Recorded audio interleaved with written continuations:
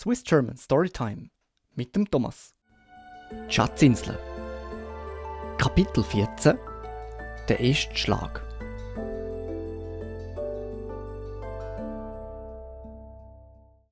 Ich war so voll Freude, am langen John vertwitscht zu sehen, dass ich mit einem fast schon guten Gefühl mich auf dieser merkwürdigen Insel ein bisschen umgeschaut habe. Ich bin zuerst über eine sumpfige Wiese gekommen, die von Binsen, Weiden und komischen ausländischen Sumpfgewächsen eingefasst war. Und ich habe mich jetzt auf dem Saum von einem welligen Sandstrich befunden, wo sich ungefähr eine Meile weit hergezogen hat. Auf dem Sand sind ein paar Fichten und zahlreiche knorrige Bäume gewachsen, die eine gewisse Ähnlichkeit mit Eichen hatten, aber ein bleiches Laub hatten wie Weiden. Jenseits von dem offenen Land hat sich einer der Berge erhoben mit zackigen Felsspitzen, die in der Sonne gestrahlt haben. Ich habe zum ersten Mal in meinem Leben den Genuss von einer Entdeckungsreise gefühlt. Die Insel war unbewohnt. Meine Schiffskameraden habe ich Hunde lassen und rings um mich herum sind nur Tiere und Vögel. Ich bin auf alle Seiten durch die Bäume gestreift. Da und dort sind blühende Pflanzen gewachsen, die mir unbekannt sind. Da und dort habe ich Schlangen gesehen und eine von denen hat den Kopf von einem Felsblock gestreckt und hat mich angezischt. Sie hat dabei ein Geräusch gemacht, das ungefähr wie das Schnurren von einem Kreisel tönt hat. Ich hatte dort mal noch keine Ahnung, dass es eine gefährliche Giftschlange war, nämlich eine Klapperschlange. Dann bin ich in ein weites Dickicht von diesen eichenartigen Bäumen gekommen. Wie ich später gehört habe, nennt man sie Lebens- oder immergrüne Eichen. Sie sind auf dem Sand wie Brombeeren gewachsen. Ihre Äste sind ineinander verflochten und das Laub hat ein dichtes Dach gebildet. Das Dickicht hat sich von der Höhe von einem Sandhügel ausgestreckt und die Büsche sind immer je grösser geworden, bis sie den Rand von einem breiten, mit Rohr bewachsenen Feld erreicht haben. Durch das der eine von mir erwähnte kleine Fluss zu der Ankerstelle geflossen ist. Das Marschland hat in der heißen Sonne gedampft und die Umrisse vom Fernrohr sind hinter einem zittrigen Dunstschleier erschonnen. Auf einmal hat sich in der Binse etwas angefangen zu regen. Eine wilde Ente ist quäkend aufgeflogen. Eine andere ist ihr gefolgt. Und bald ist über der ganzen Oberfläche vom Feld eine dichte Wolke von Vögeln gehangen, die schreiend in der Luft ihre Kreise gezogen haben.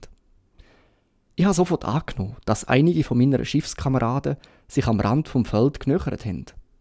Ich habe mich auch nicht geirrt, denn bald habe ich in der Ferne die leislichen Töne von menschlichen Stimmen gehört, die nach dies nach lauter wurden und näher gekommen sind. Ich bin in grosse Furcht geraten und bin unter den nächsten Eichenbusch in Deckung gekrochen, habe mich auf den Boden gelegt, habe mich so still wie eine Maus gehalten und heimlich zugelassen. Eine andere Stimme hat geantwortet. Dann hat wieder die erste Stimme geredet, die ich jetzt als die vom langen John erkannt habe, und hat ein ganzes Weile geredet, nur ab und zu durch eine kurze Zwischenbemerkung vom anderen unterbrochen. Aus dem Klang der Stimme konnte ich schliessen, dass sie über ernste Sachen verhandelt haben. Sie haben sogar geschonnen, fast wütig zu sein. Unterdessen konnte ich etwas Bestimmtes aber nicht unterscheiden. Schliesslich ist es mir vorgekommen, wie wenn die Redenden eine Pause gemacht hätten. Vielleicht sogar auf den Boden gehockt. Weil sie sind nicht nur nicht mehr näher gekommen, sondern auch die Vögel sind wieder ruhiger geworden und haben sich auf die sumpfige Wiese niedergelassen. Und jetzt habe ich angefangen zu spüren, dass ich meine Aufgabe vernachlässigt habe. Weil ich halt so waghalsig war, mit diesen verzweifelten Kerlen an Land zu gehen, so musste ich doch mindestens probieren herauszufinden, welche Anschläge sie hatten. Es ist also ganz einfach meine Pflicht gewesen, mich so nahe wie möglich an sie herzuschleichen, und zu dem Zweck hat mir das Gestrüpp gut als Hinterhalt dienen. Die Richtung, in der sich die Redenden befunden haben, konnte ich ziemlich genau abschätzen. Nicht nur anhand vom Ton von ihrer Stimme, sondern auch anhand vom Verhalten von den paar Vögeln, die immer noch voller Unruhe über den Häuptern der Eindringlinge hin und her geflogen sind. Auf allen vieren kriechend habe ich mich ihnen langsam, aber unablässig genöchert. Schlussendlich habe ich den Kopf ein bisschen gelupft, habe durch eine Öffnung im Laub gespäht und habe deutlich in eine kleine, grün bewachsene Mulde neben dem Feld herabgesehen. Da sind ein paar Bäume dicht beieinander gestanden und unter ihnen sind der Long John Silver und einen von der Mannschaft in einem eifrigen Gespräch gesehen. Der Sonnenschein ist prall auf sie gefallen. Der Silve hat seinen Hut neben sich auf den Erdboden geworfen und sein breit, glatt rasiert, blond Gesicht, wo in der Hitze von Schweiß glänzt hat dem anderen mit einem bittenden Ausdruck in die Augen geschaut. «Maat», habe ich ihn gehört sagen. «Es ist ja nur, weil du in meinen Augen wie echter Goldstaub bist. Wie Goldstaub, sag ich dir. Wenn mir nicht so viel an dir liegen würde, glaubst du denn, ich hätte mir die Mühe genommen, dich zu warnen? Es ist halt einfach mal so weit. Dabei kannst du nichts machen und kannst nichts daran ändern. Ich rede ja nur zu dir, weil ich deinen Hals will retten. Und wenn einer von den Wilden unter uns etwas davon wissen will, wo wäre ich da? Ja, sag mir, wo wäre ich da?» «Silve», hat der andere gesagt, und ich habe gemerkt, dass er nicht nur rot im Gesicht war, sondern auch so heise wie eine Kreie geredet hat und dass seine Stimme zittert hat. «Silve», hat er gesagt, «du bist ein alter Mann und du bist ein ehrlicher Kerl oder geldest wenigstens dafür. Und außerdem hast du auch Geld, was eine Masse von armen Matrosen nicht hat. Und du bist mutig, oder ich müsste mich sehr täuschen. Und willst du mir sagen, du hättest dich verführen lassen von diesen jämmerlichen Kerli? Du doch nicht. So wahr Gott mich sieht, lieber will ich meine Hand verlieren. Wenn ich gegen meine Pflicht und Schuldigkeit gehandelt habe.» Und in dem Augenblick ist er plötzlich von einem Lärm unterbrochen worden. Ich habe einen der ehrlichen Leute gefunden. Ja, da, im gleichen Augenblick, ist etwas Neues von einem anderen gekommen. In der Ferne, jenseits der Mastpfännen, hat sich auf einmal ein lauter Schrei erhoben, wie von einem wütigen Mann, und dann gleich darauf ein anderer Schrei. Und dann ein einziges grässliches, langgezogenes Kreischen. Die Felswände vom Fernrohr haben den Widerhall 1 Mal zurückgeworfen. Der ganze Schwarm von Sumpfvögeln hat sich wieder mit einem gleichzeitigen Flügelschlag in einer solchen Menge erhoben, dass der Himmel verfinstert worden ist. Und der Todesschrei ist längst verklungen gesehen, wo endlich wieder Schweigen geherrscht hat. Und nur das Rascheln von den wieder ins Rohr schlüpfenden Vögeln und das Rauschen von der fernen Brandung hat sich in der Nachmittagshitze hören lassen. Der Tom ist bei dem Schrei aufgesprungen, wie ein Ross, das die Sporen spürt. Aber der Silve hat nicht mit den Wimpern gezuckt. Er ist ruhig stehen geblieben, sich leicht auf seine Krücke lehnend und hat seinen Kamerad beobachtet wie eine Schlange, die zum Sprung parat ist. Da hat der Matros die Hand ausgestreckt und gesagt: «John!» «Hände weg!» hat der Silve gerufen und ist dabei einen Schritt zurückgekumpelt, so schnell und sicher wie ein geübter Akrobat. «Hände weg, meinetwegen, John Silve!» hat der andere gesagt. «Nur ein schwarzes Gewissen kann dir Angst vor mir machen. Aber um Gottes Willen, sag mir, was ist da gesehen?» «Da?» hat der Silve erwidert.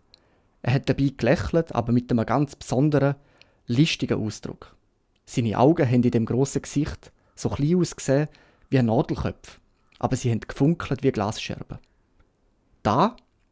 Oh, ich nehme an, da wird der Alan sehen.» Da ist der arme Tom aufgefahren wie ein Held und hat gerufen: «Der Alan? Dann möge seine arme Seele Ruhe haben, wie ein braver Seemann sie verdient. Und du, John Silve, lang bist du mein Maat gse, aber mein Maat bist du nochmal. Wenn ich sterben soll wie ein Hund, so will ich für meine Pflicht sterben. Ihr habt den Alan ermordet, nicht wahr? Schlag mich auch tot, wenn du kannst. Tu es nur.» Mit diesen Worten hat der brave Bursch dem Koch den Rücken zugetragen und ist zum Strand runtergelaufen. Aber er hätte nicht weit kommen. Mit einem wilden Schrei hat der John nach einem Baumast gegriffen, hat die Krücke aus seiner Achselhöhle rausgerissen und hat das furchtbare Wurfgeschoss durch die Luft gewirbelt. Es hat den armen Tom mit dem Spitz mitten auf den Rücken zwischen die Schulterblätter getroffen. Seine Hände sind in die Luft geflogen, er hat kurz aufgestöhnt und ist auf sein Gesicht gefallen. Ob er schwer oder leicht verletzt war, hat nie ein Mensch sagen. Nach dem Ton zu urteilen, ist sein Rückgrat wahrscheinlich sofort gebrochen worden.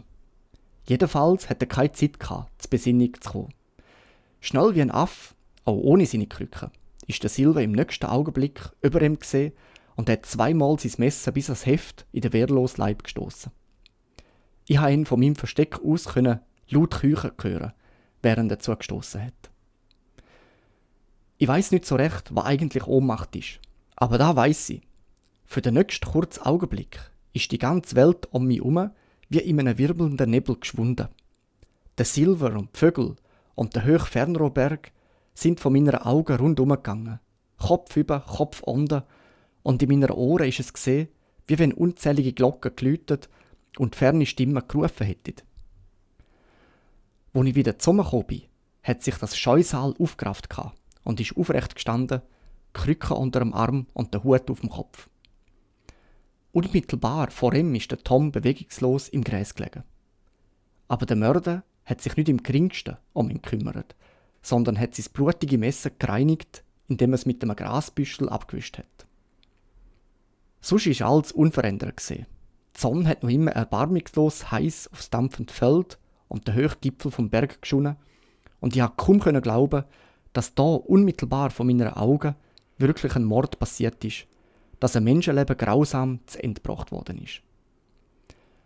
Aber jetzt hat John die Hand in die Tasche gesteckt, hat den Bootsmannpfeife rausgezogen und hat darauf verschiedene Signale geblasen, die weit durch die heiße Luft getönt haben. Ich konnte natürlich nicht sagen, was das Signal bedeutet hat, aber es hat augenblicklich alle meine Ängste von Neuem erweckt. Es würden noch mehr kommen. Ich könnte entdeckt werden. 2 der ehrlichen Leute haben es bereits erschlagen. Könnte nach dem Tom und dem Alan ich nicht als Nächster an der Reihe sehen? Ich habe mich sofort aus der Anke losgemacht und habe angefangen, so schnell und so leislich wie noch möglich, zum leichteren Teil vom Wald zurückzukriechen. Als ich das getan habe, habe ich gehört, wie zwischen dem alten Seeräuber und seiner Kameraden Rufe gewechselt worden sind. Und die gefahrenvollen Töne haben mir Flügel verleiht. Sobald ich aus dem Dickicht draussen war, bin ich so schnell gesprungen wie noch nie in meinem Leben.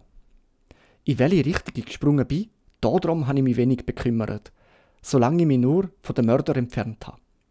Während ich am Springen war, ist meine Angst immer grösser geworden, bis sie schlussendlich fast zu einer Art von Wahnsinn angestiegen ist.